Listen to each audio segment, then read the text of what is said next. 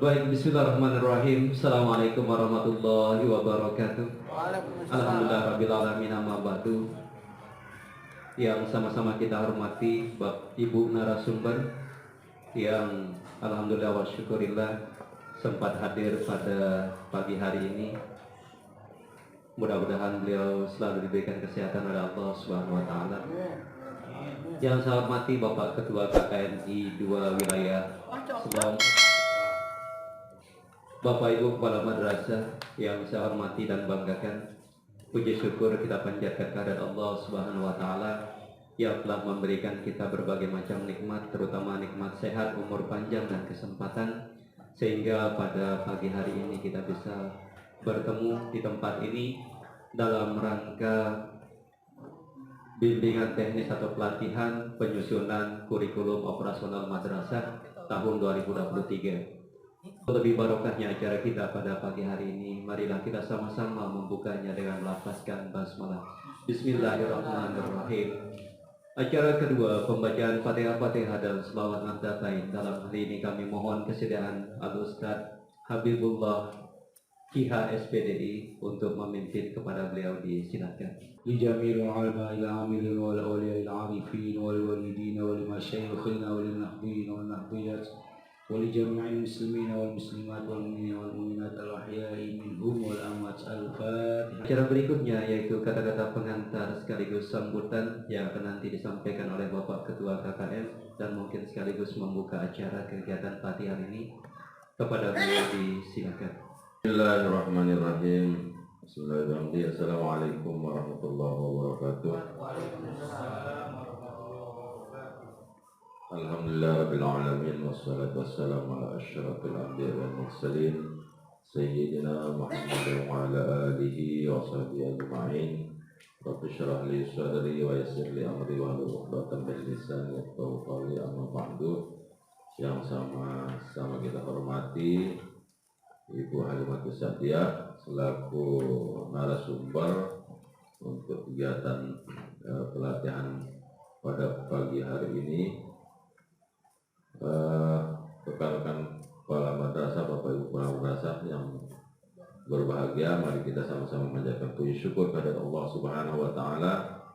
Alhamdulillah pada pagi hari ini kita bisa bertemu kembali kaitannya dengan pelatihan penyusunan kurikulum operasional sekolah atau madrasah kita yang ada. Visi itu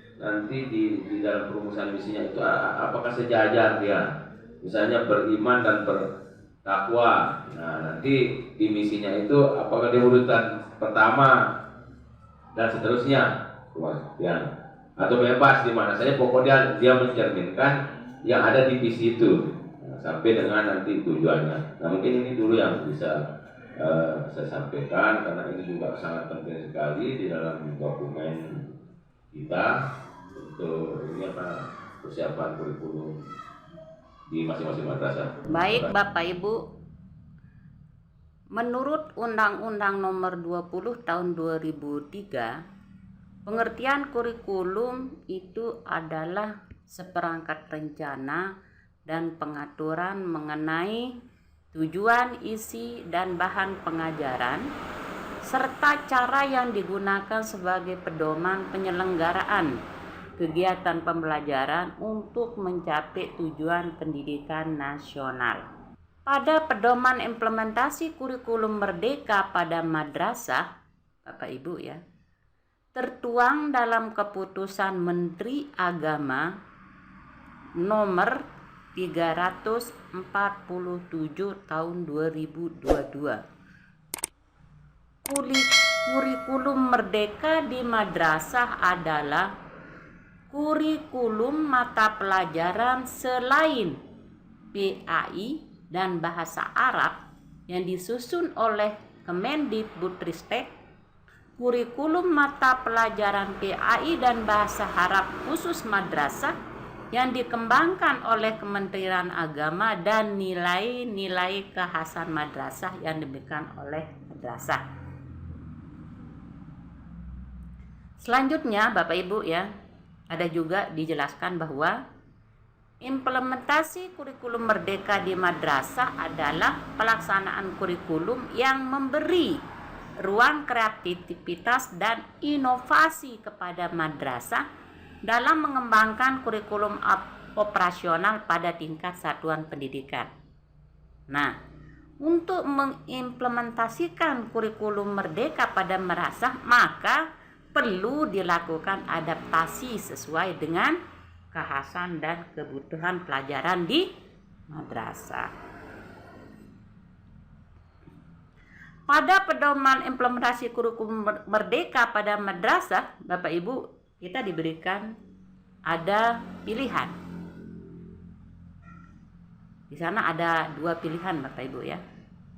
Pertama, madrasah menerapkan kurikulum 2013 dengan standar isi, kompetensi inti atau KI dan kompetensi dasar atau KD yang ditetapkan oleh pemerintah dengan memberi kewenangan madrasah melakukan kreasi dan inovasi dalam mengembangkan kurikulum operasional di masing-masing madrasah. Nah, ini kalau di Mendikbudristek atau di SD, ini pilihan ini adalah pilihan yang dinamakan dengan mandiri belajar.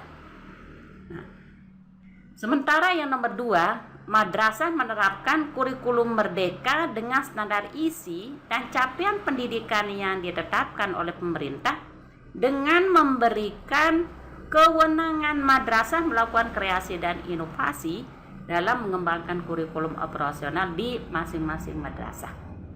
Nah, ini kalau di SD dikatakan mandiri berubah, Bapak Ibu ya. Ada pilihan. Kalau di SD itu ada 3 pilihan, Bapak Ibu ya. Yang pertama namanya mandiri belajar. Nah, di mandiri belajar itu adalah kita masih menggunakan K13, Bapak Ibu. Di mana standar isi ya, kemudian kompetensi dasar itu masih tetap kita gunakan, tetapi kita menerapkan prinsip-prinsip yang ada pada kurikulum merdeka. Kemudian yang nomor 2, kalau di SD itu Bapak Ibu namanya mandiri berubah, Bapak Ibu. Nah, mandiri berubah ini saya lihat yang nomor 2 ini sama.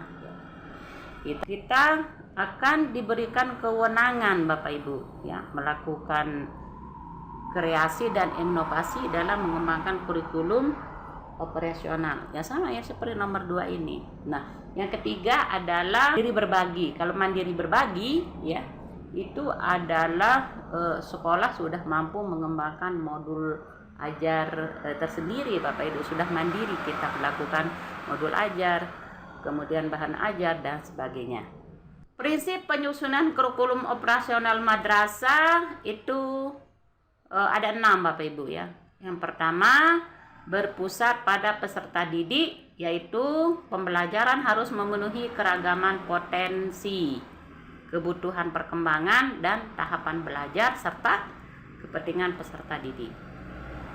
Yang kedua, kontekstual.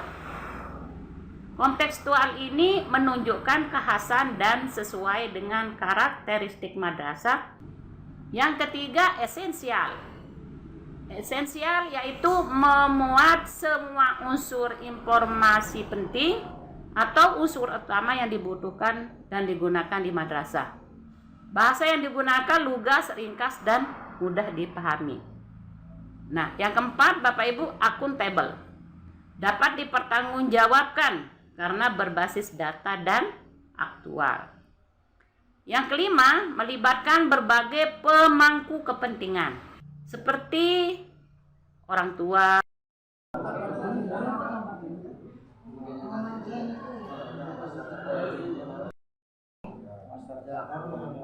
pedagang, guru, nah terus aktivitas anaknya Pak? Pedagang, guru, mayoritas dari masyarakat sekitar, pedagang,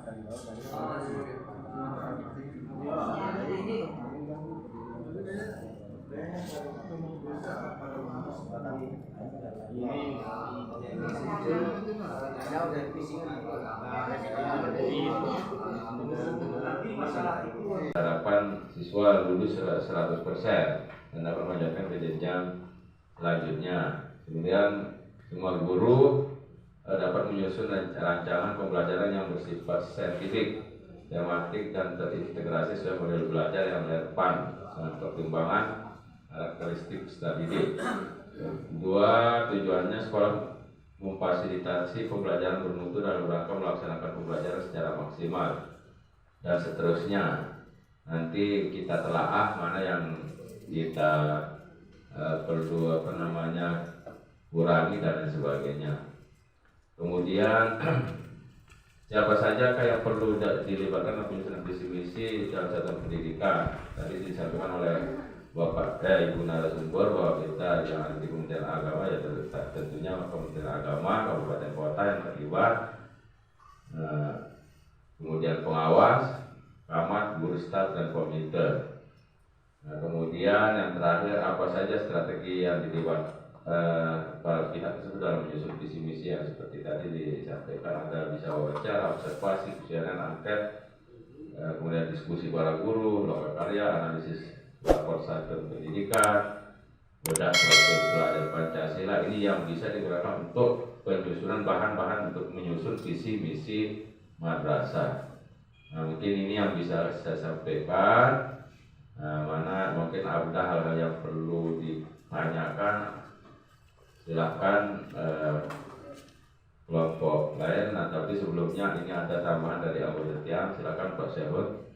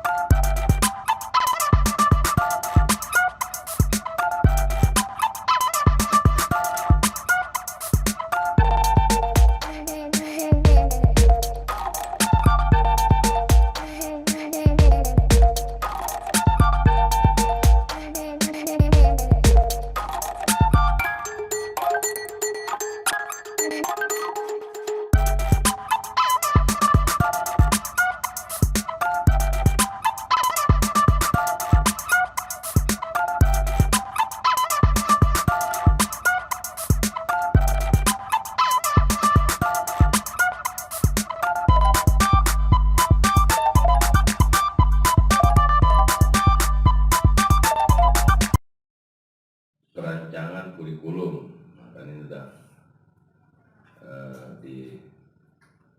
digambar ya alurnya ini, mulai dari pemetaan mapel, analisis CP, mulai profil pelajar Pancasila, kemudian kurikulum pelajar sekolah, terus potensi lokal sampai dengan profil siswa yang diharapkan, dan kemudian Islam, ya masyarakat sekitar, ya masyarakat Islam secara sedikit.